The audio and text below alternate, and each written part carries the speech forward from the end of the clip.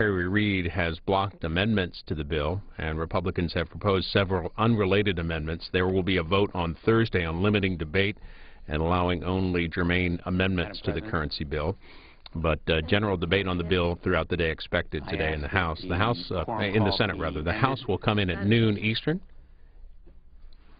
Madam President, I rise as a proud co-sponsor of the Currency Exchange Rate Oversight Reform Act, S-1619.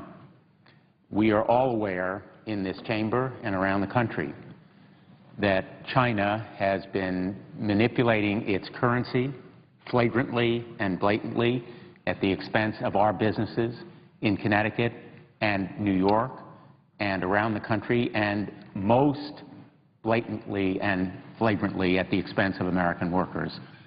This measure is necessary to protect American jobs and American workers. Chinese currency manipulation is a job killer, very simply, at a time when so many are desperate for work and so many Americans and citizens of Connecticut are seeking good jobs. This measure will help protect American workers and save American jobs, which is why I am proud to be a co-sponsor of this measure. And I'm proud to have begun this fight well before I became a United States Senator and well before I even thought of becoming a senator when I was Attorney General of the state of Connecticut, because I heard from Connecticut businesses about the effects of Chinese currency manipulation in their efforts to sell their goods and services not only in China, but around the world and even in America. Undervaluing Chinese currency puts American businesses at a disadvantage. It is a hidden export subsidy. It is a means of underpricing Chinese goods and services at the expense of ours.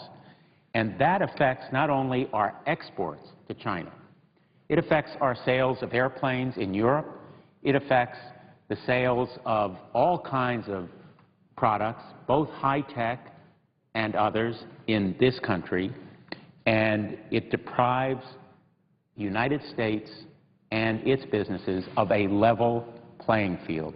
The extent of that undervaluation is actually unknown, even as we speak here. It's probably in the range of 25%. Economists will tell you it's anywhere between 20% and 50%. The Chinese have permitted their currency to rise slowly, perhaps about 6% since June of 2010.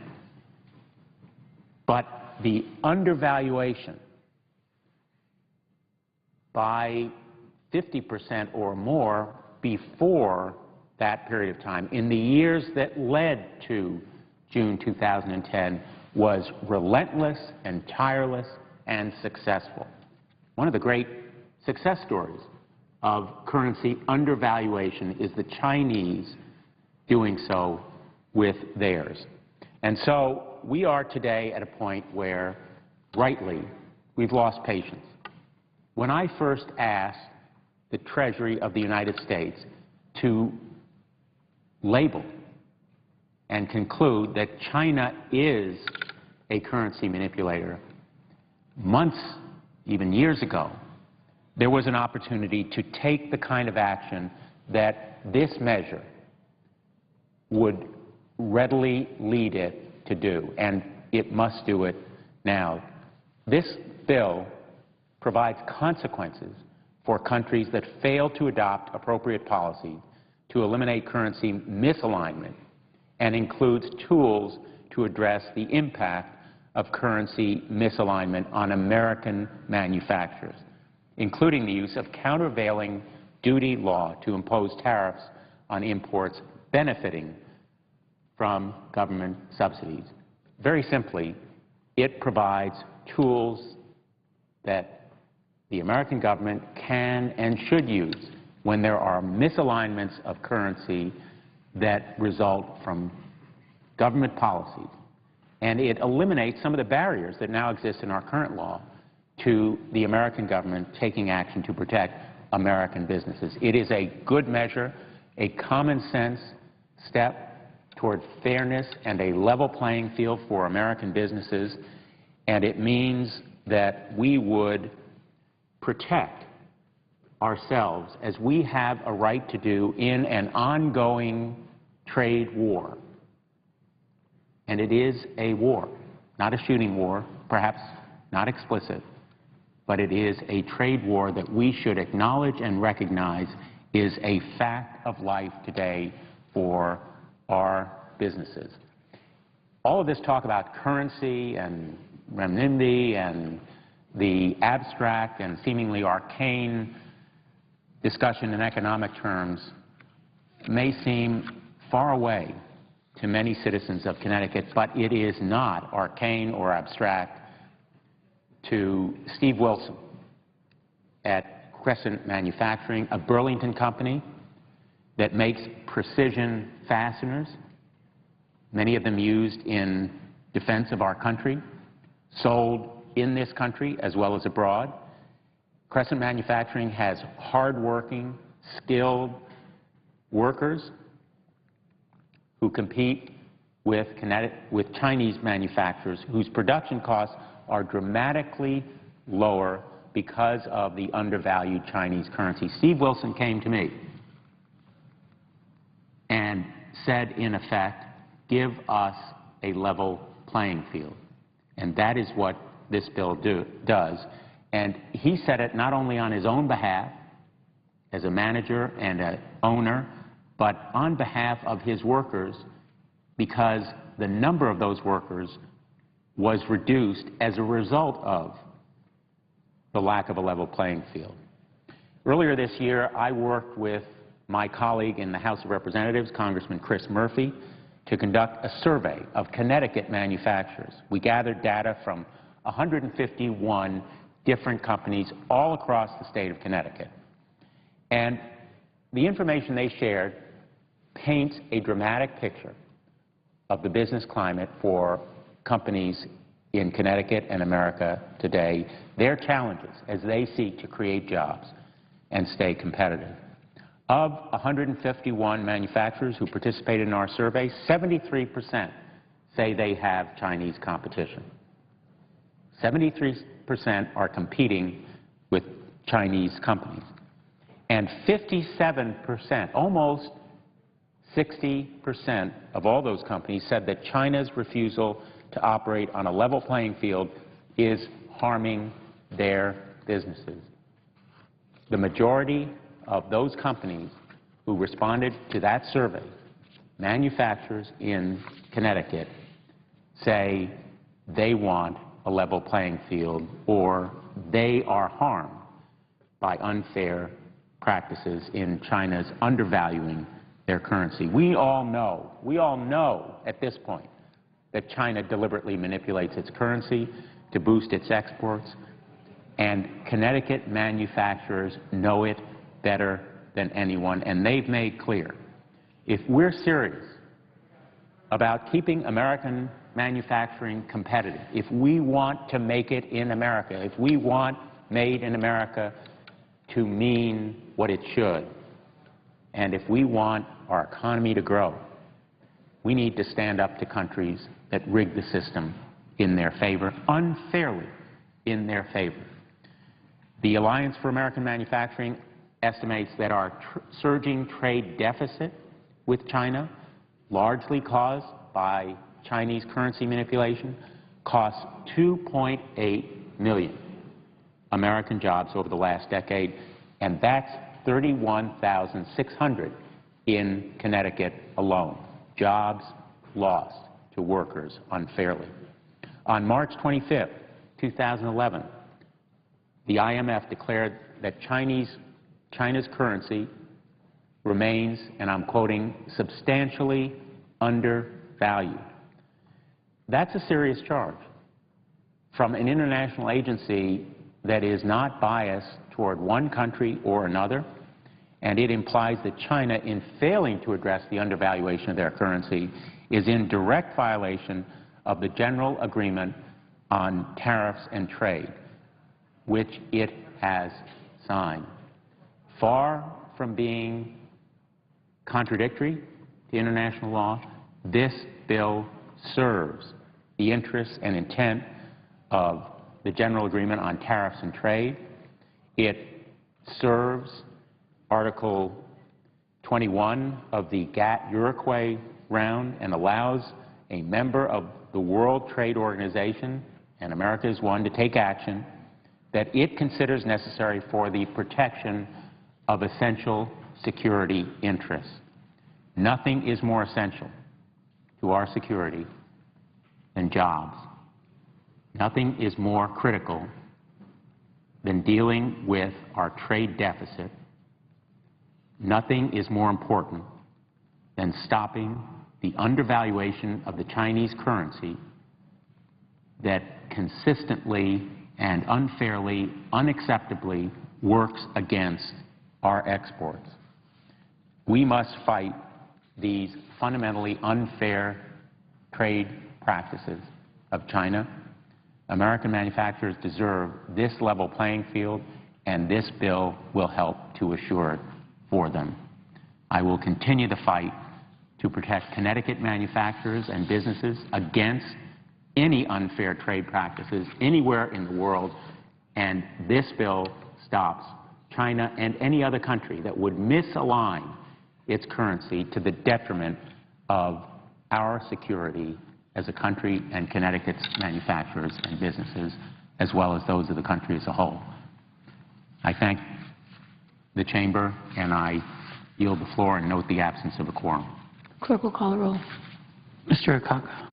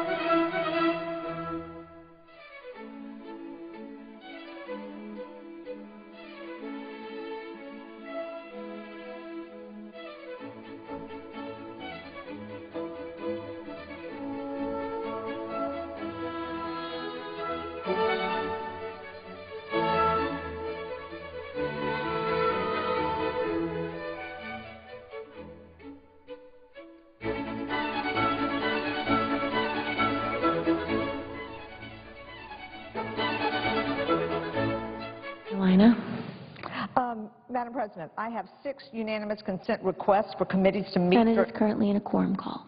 Madam President, I ask that the quorum call be vitiated. Without objection. Thank you. Madam President, I have 6 unanimous consent requests for committees to meet during today's session of the Senate. They have the approval of the majority and minority leaders. I ask unanimous consent that these requests be agreed to and that these requests be printed in the record. Without objection.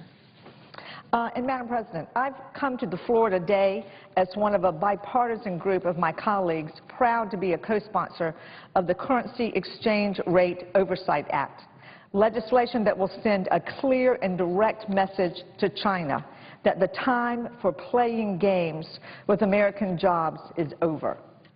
As many of my colleagues have already explained here on the floor, the effects of China's currency manipulation are damaging to our economy. It is estimated that China is undervaluing their yuan by more than 28%. What does that mean? It means that Chinese goods coming into the United States are unfairly cheap, while goods made here in the U.S. are unfairly expensive when they are exported to China. In other words, it means that U.S. goods are less competitive in China, and Chinese goods do have an unfair advantage in the United States. Madam President, the results of this distorted arrangement are harrowing. Reduced American wages, decreased GDP, and lost American jobs. Since China entered the World Trade Organization in 2001, our trade deficit with them has gone from $84 billion in 2001 to $273 billion in 2010, an increase of close to $200 billion. Madam President, $273 billion is larger than the U.S. trade deficit with the OPEC countries, the EU countries, Canada, Japan, and Mexico combined. This trade deficit has eliminated or displaced over 2.8 million American jobs over the last 10 years. That's an average of 310,000 jobs every year. And 70% of those jobs lost from our trade with China were in one sector, manufacturing. Madam President, ask anyone in my home state and they'll tell you the same thing. North Carolina is a manufacturing state. From furniture to yarn, we are known throughout the country and throughout the world for the quality of the work we produce. But we are hurting. Between 2001 and 2010, North Carolina has lost over 107,000 jobs. That's 107,000 jobs due to trade with China. Only 5 states in the entire country have suffered a greater net job loss from our country's trade with China. Across the country, the nation has lost approximately 6 million manufacturing jobs and seen 57,000 manufacturing plants across our country shut down. Last week, I traveled throughout the foothill regions in North Carolina, in Burke, Rutherford, and Gaston counties, 3 of our counties with some of the deepest manufacturing and textile roots in the state. The unemployment rate in these counties are close to 13% in Burke, close to 15% in Rutherford, and 11.3% in Gaston. Even higher than my state's all-too-high 10.4% average across the state of North Carolina. The number 1, number 2, and the number 3 concern that I heard at every stop I made last week was jobs, jobs, jobs. There were people, many of them former manufacturing employees, who have lost their jobs. Many of them are continuing to work hard fighting for small businesses that they now run and looking for survival. And at the same time, so many people are attending every job fair they can make. They cannot afford for Washington to continue to allow China to get away with economic deceit and manipulation. They cannot afford for us to continue competing with China with one hand tied behind our back. What they need is for Washington to draw a hard line, to act now, and to get tough on China's currency manipulation.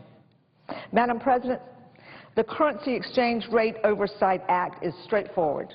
If the Treasury Department, using objective criteria, determines that the value of a currency is fundamentally misaligned, it will trigger a process to correct that unfair misalignment. In other words, it allows the United States to use every tool in our toolbox, including countervailing duties, to ensure that American workers and companies are competing on a level playing field. Madam President, even though the legislation is simple, its positive effects would ripple through the economy. The Senator's time has expired. Madam President, I ask for 2 more minutes. Without objection. Thank you. A full revaluation of the yuan would mean 2.25 million new jobs in the U.S., reducing the U.S. employment rate by at least 1 full percentage point. An increase of the U.S. GDP of about $285 million, a nearly 2% boost, and a reduction to our budget deficit by as much as $857 billion over 10 years. This is new jobs, more growth, and lower deficits. That's exactly the kind of bill our country needs right now. But it's going to require us to be tough. That's why America's workers and North Carolina workers need us to draw this line in the sand. They've always been told that if you work hard and play by the rules, you can get ahead. But now China is not playing by the rules, and it's undermining the ability of our workers and companies to succeed. We need to hold them accountable. American and North Carolina workers are some of the best and most productive in the world. We know this, China knows this, and when we compete on a level playing field, we can prosper together.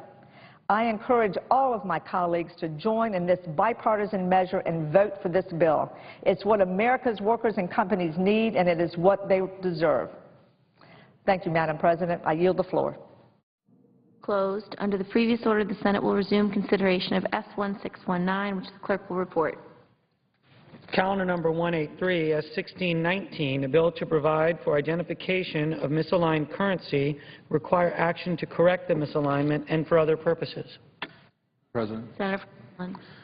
Madam President, I rise today to urge my colleagues to support the Currency Exchange Rate Oversight Reform Act S-1619, which I'm proud to be an original co-sponsor. I want to thank my colleague and friend, Senator Brown, the senator from Ohio, for his leadership in bringing forward this very, very important legislation.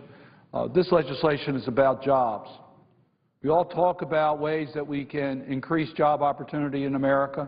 And yes, we got to do a better job in our infrastructure and rebuilding America, our roads, our bridges, our schools, our energy infrastructure, our water infrastructure. That's a very important part of job growth in America. We got to help our small businesses. The President's right to focus a program that will help small businesses, because that's the job growth energy in America. But another area that's critically important for us on job growth is trade. I represent the state of Maryland. The Port of Baltimore is an economic engine of our state, where we employ many people because of the Port of Baltimore.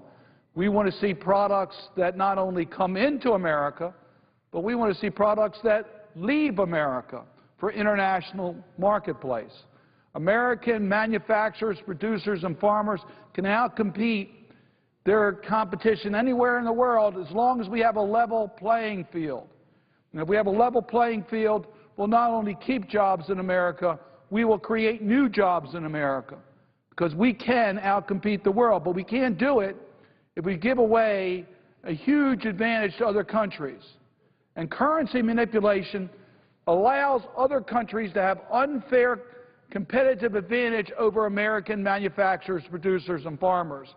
And that's what this bill is aimed at, to give us a level playing field, to allow us to be able to compete fairly. I also want to acknowledge that this legislation is bipartisan. I think it's nonpartisan. This is legislation that makes sense for our country to keep jobs and create jobs in America. The legislation provides necessary mechanisms to help halt currency manipulation committed by any country. Currency manipulation is an unfair trade practice that reduces the price of imported goods while raising the price of American goods. Madam President, we're talking about giving a discount to our competitors. How do you expect an American manufacturer to be able to compete with an imported product if they get a discount on the price? That's what happens when you arbitrarily undervalue your currency as a foreign competitor. And that is what's happening in America to American manufacturers. Trying to end this is just common sense and will finally allow us to address our net exports, helping reduce trade imbalances and, most importantly, create jobs here in America. Now, of course, China is one of the largest abusers of this type of manipulation. Despite a pledge from China in 2001 to adhere to open and fair trade, it continues to violate global trade rules, which in turn has eroded the U.S. manufacturing base and economy. One of these market-distorting practices in China's efforts to keep its currency severely undervalued. Unlike other currencies, the Chinese yen does not fluctuate freely against the dollar, but is artificially pegged in order to boost China's exports. Bringing the Chinese yuan to its equilibrium level, and that's a 28.5% appreciation, is essential to creating much-needed jobs in this country as well as fair and global marketplace. Let me just repeat this. Because of what China does on pegging its currency to ours, not allowing it to freely fluctuate, Chinese products, in effect, get a 28.5% discount. Now, if you're manufacturing a product and trying to compete with an imported Chinese product, how can you do that if your competitor gets a 28.5% discount? Well, that's what's happening in America today. This legislation would allow those who are being harmed by this unfair trade practice to be able to bring a trade remedy against that unfairly imported product. Inexpensive Chinese imports have caused a great deal of harm to the United States manufacturing sector. New studies show that 2.8 million American jobs, including 1.9 million manufacturing jobs, were lost or displaced over the past decade due to the growing U.S. trade deficit with China, fueled in part by currency manipulation. So we've documented millions of jobs that we've lost. It's been lost because we've allowed, without challenging, China to give discounts to its manufacturers, bringing products into America. Again, if it's a level playing field, American manufacturers, producers can compete, but they can't compete with such an unfair trading practice. Many U.S. industries have been hard hit by unfair trade practices and currency manipulation, impeding their ability to compete here and abroad. The Alliance for American Manufacturing says that addressing this currency manipulation would lead to the creation of up to 2.25 million American jobs, an increase in the U.S.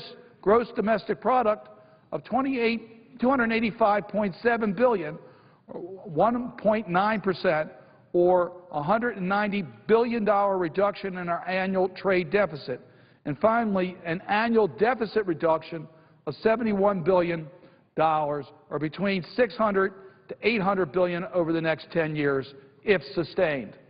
No wonder this is bipartisan. No wonder this is nonpartisan. Here we have just standing up for American manufacturers, allowing them to be on a level playing field. We can not only increase jobs in America, we can not only reduce the trade imbalance, we can also reduce the budget imbalance. All that can be done if we can establish a level playing field, give our manufacturers, producers, and farmers the opportunity to challenge this unfair practice. That's what this legislation does. With figures like this, this bill is seemingly a non-cost, bipartisan, long-term job measure. This would not only spur economic growth, but economic stability that would ensure a better and more secure future for U.S. manufacturers, workers, and communities. This is really, I think, to keep jobs here in America, but also give us the opportunity of creating more jobs, helping our economy grow. Simply put, this legislation will allow U.S. manufacturers with the ability to use existing countervailing duty laws to obtain relief from injury caused by imported goods, which benefit from currency manipulation as export subsidies, while also providing the U.S. Treasury a new framework for which to identify misaligned currencies. In September 2010, the House adopted a similar measure with overwhelming bipartisan support. Passage here in the Senate will lead to real consequences for countries that abuse currency manipulation and empower the United States to create more of a level economic playing field. Madam President, we can get this done. This is something that can get done. House has already passed it. We have bipartisan support in the Senate. We have the votes to pass it. I just urge my colleagues, let us get this done. Don't try to put other amendments on here that all it's going to do is make it difficult for us to achieve something that's great for our economy and great for American production.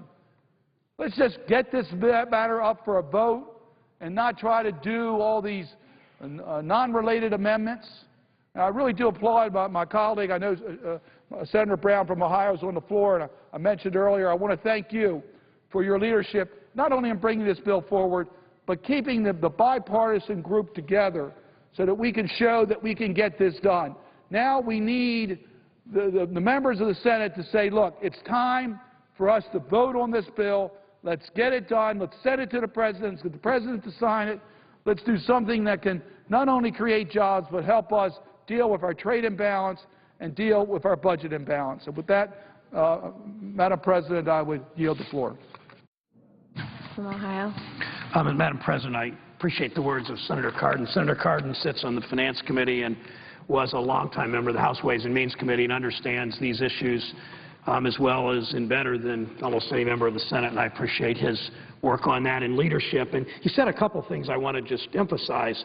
He said that this, first of all, this is the biggest bipartisan jobs bill that we have considered this year, 79 votes out of 98 when it advanced and being considered on the Senate floor. But he's talked about this is a discount we give to our competitors. Imagine two gas stations in Schenectady, New York, or in Frederick, Maryland, or in Akron, Ohio. One gets its oil 25–30% less, pays 25 or 30% less for its oil than its gasoline than does the station across the street. The station that doesn't get the 25 or 30 or 35% subsidy goes out of business almost in a matter of days. That's the kind of competition, the kind of unfair competition, because we've given this discount to our competitors. The second is Senator Cardin mentioned what this does with our budget deficit. I mean, it's pretty clear that this is not a jobs bill that costs a lot of money. It's why we got 79 votes. That's why so many Republicans joined all but 3 Democrats in moving this bill forward.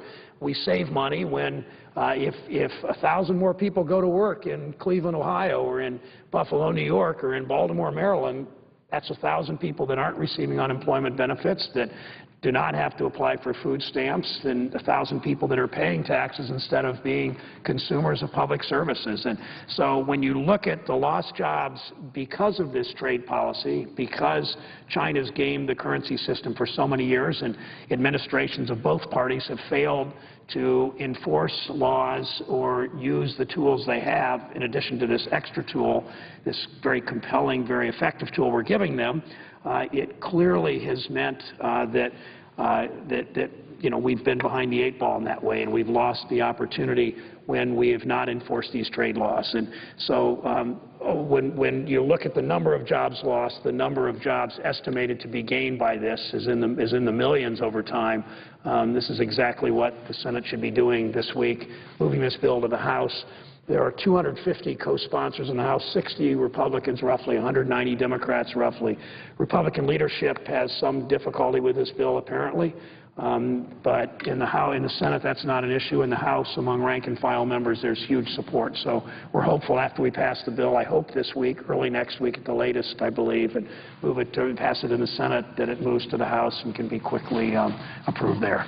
Madam President, I suggest the absence of a quorum. Clerk will call the roll. Mr. Akaka.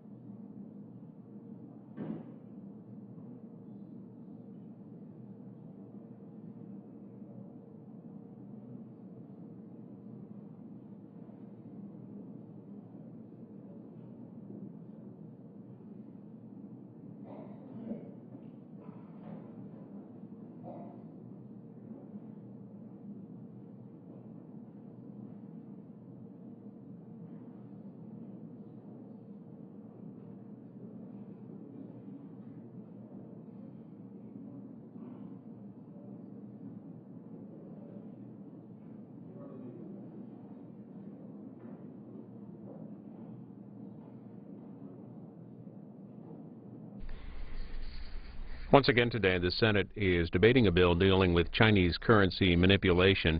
Votes expected tomorrow on several unrelated limiting debate on amendments and only allowing germane amendments to the bill.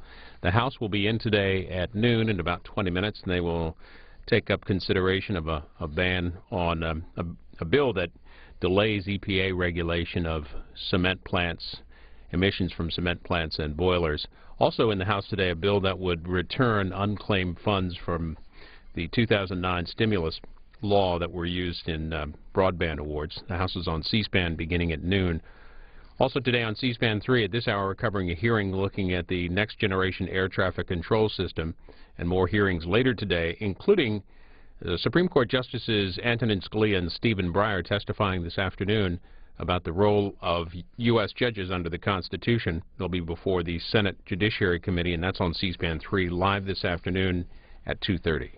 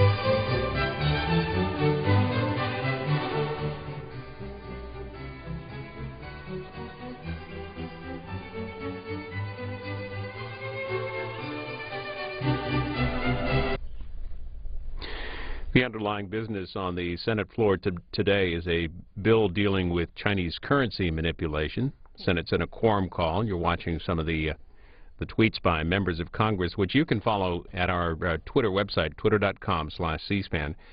And also, if you're on Twitter, you can follow the latest schedules, get the latest schedules automatically. Just follow C-SPAN now.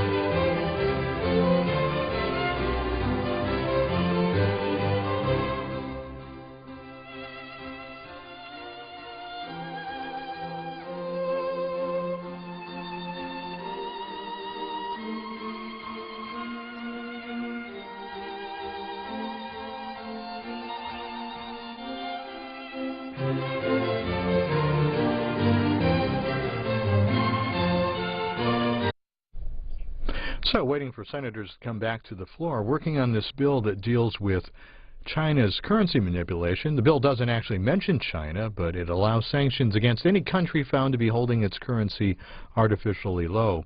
Senate Democratic leader Harry Reid has blocked amendments to the bill after Republicans proposed several unrelated amendments, including one about President Obama's jobs plan as an amendment. Senators are going to vote tomorrow on limiting debate and allowing only germane amendments to this currency bill. The House is in right now. They are debating a bill that would block EPA regulations on mercury and toxic air emissions coming from cement plants. That's one of two bills this week in the House that deal with EPA regulations. Our coverage of the House always on C-SPAN. Also, in about a half hour, we plan to bring you live coverage from the National Press Club of Representative Ron Paul, the Texas Republican and Republican presidential candidate, speaking at the Press Club. We hope to have that for you live on C-SPAN 3, and we will certainly have it on our website, cspan.org.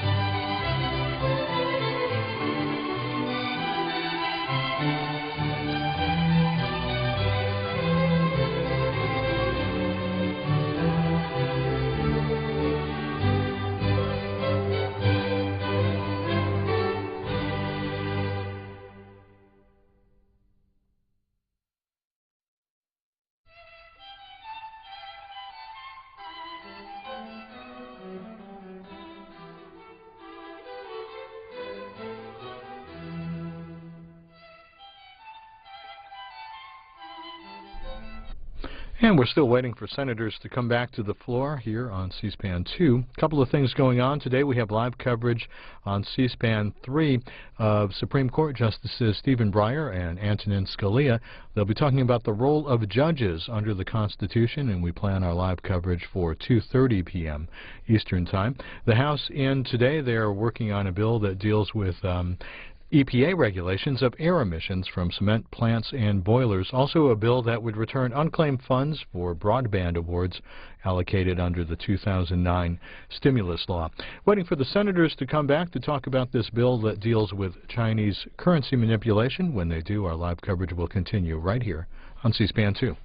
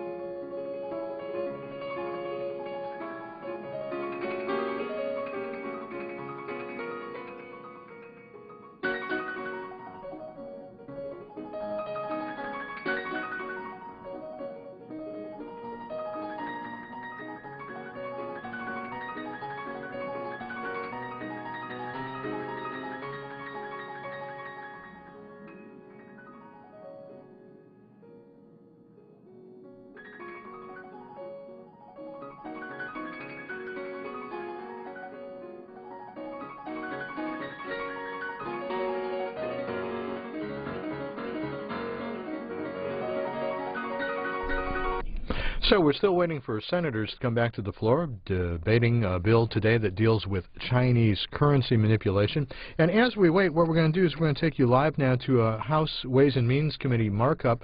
3 trade agreements coming up for a markup, one with Colombia, one with Panama, and one with Korea. And we see right now Charlie Rangel, a ranking member of the committee, as they discuss these trade agreements. We'll do that as we wait for senators. I had no idea that this country could grow out of the ashes in such a short period of time and become such a close friend of the United States in terms of democracy and trade, but certainly in terms of national security, being there, representing the same principles that we do. And so I do think outside of just the job creation that we're dealing with a long-lasting friend, and I am just glad that we were able to work out the differences and able to move forward so that we both can gain from this agreement. I want to thank Tim Reid especially, as well as Ms. Aylard, because I do recognize that everything we take credit for is staff that actually has to do the work. Thank you. I yield back. Thank you. Mr. Teaberry is recognized. Thank you, Mr. Chairman. Thank you for your leadership on this. I want to read to the committee, for the record, a quote. And this is the quote. Quote, "If Americans can buy Kias and Hyundais, I want to see folks in South Korea driving Fords and Chevys and Chryslers. I want to see more products sold around the world stamped with these 3 proud words, made in America. That's what we need to get done." And I know you couldn't agree more, Mr. Chairman, and I couldn't agree more. That was said last month by our President, Barack Obama. I'd like to submit for the record a letter from Ambassador Kirk which outlines detail of USTR's intent related to provisions of trade remedies, the trade remedies chapter in the South Korean agreements, and it's something I think everybody on this committee wants to make sure is part of the record. Yeah, without objection. Thank you, Mr. Chairman. I yield back. Thank you. Mr. McDermott's recognized. I pass. All right. Mr. Pascrell. Thank you, Mr. Chairman. Before I get into my line of questioning on rules of origin, I want to say that this legislation is very much better than the obvious original legislation dealing with Korean trade. There's some great things in this legislation dealing with technology products, pharmaceuticals, tremendously improved. It would help my state in that area as well as other states. But let me get down to my major contention with this piece of legislation. And that is one of the few areas of the economy that have been improving over the last 9-10 months is the manufacturing sector. We abandoned manufacturers, small manufacturers in this country, Democratic presidents and Republican presidents. And many of them have turned into, you don't have to go to the Midwest, rust belts, so that the entire infrastructure of manufacturing is gone. And to bring it back is not going to be an easy task. For those folks who believed that we were simply going to move into a service-oriented economy, that's not going to happen. And I will not repeat, but remind you of the debate between Hamilton and Jefferson, and Hamilton won that debate about what kind of multifaceted economy that we needed. So thank God we turned away from those soothsayers of the 70s and 80s and 90s that saw textiles, apparel, leather products go by the wayside. How many jobs in New Jersey were lost because of that foolish thinking? And yet when we see what was the other end, how many jobs did we pick up because we got into these stupid trade agreements with other countries? It was not worth the agony. NAFTA not only hurt the United States, it hurt Mexico. And it hurt its farming deeply. So I'm interested to hear the farming contents of our arguments today. So, Mr. Reid, let me ask you this. This is what I have major problems with, this legislation. the rules of origin provisions in this agreement, not in past agreements, not in futuristic agreements, this agreement. These provisions would allow products made with 65% foreign content, including regional countries like China, Malaysia, and Vietnam. They would qualify for duty-free access to the American market. Is that correct or incorrect? Mr. Pasquale, that's not a correct description of the rule of origin. The rule of origin provides that the automobile, we're talking about an automobile because the rules vary from product to product. Right. In the case of an automobile, it needs to be constructed, built in the United States or in South Korea, and it needs to have a certain amount of local content. Well, in the NAFTA agreement even we had like was a 50-50 formula, I believe, was it not? In terms of transporting of these goods? I believe that that may be correct and reflected Isn't this the fact 65-35? Right. The NAFTA agreement reflected Well, that's what I asked you 3 minutes ago. Correct, but there's a very important requirement is that the vehicle is built, is assembled in the country in South Korea or in the United States. In the NAFTA context, our industries were far more integrated than the U.S. and South Korean industries are. So let's explain to me, let's use an example. Let's use the example of Malaysia. How would that work if we're talking about the same automobile that you just described? Supposing they start the product, they start the automobile manufacturing. And isn't this a way for them to go through Korea to have that product completed? And that product, although mainly built in some other place other than Korea, is going to come into this country duty-free. No, absolutely not, sir. Well, tell me how it works. Because the rule of origin requires that the automobile be built in the United States or in South Korea. And then on top of that... What does that mean, built in the United States? The entire vehicle? Yes, sir. Part of the vehicle? It means that the assembly line that puts the vehicle together, which is as you know, sir, a very complicated, not a simple screwdriver assembly operation to put together a car. Is any of the product able to Thank you. The gentleman's time has I was in the middle of my question. You had gone well over the time, and I let Mr. Reif complete his answer, and now we need to move to Mr. Roscom, who's recognized for 5 minutes. Thank you, Mr. Chairman. I just want to hit on 4 themes that I'm sensing today and just briefly touch on them. Those are jobs, strategy, common ground, and gratitude. The jobs component is evident. I represent a district in the western suburbs of Chicago that includes O'Hare Airport and have tens of thousands of jobs that are inextricably linked to trade. And, you know, to go through Mr. Reichert's Econ 101 class that he did a couple of minutes ago, more markets for American products means more American products, which means more jobs. It's self-evident. It's a good thing from an economic point of view.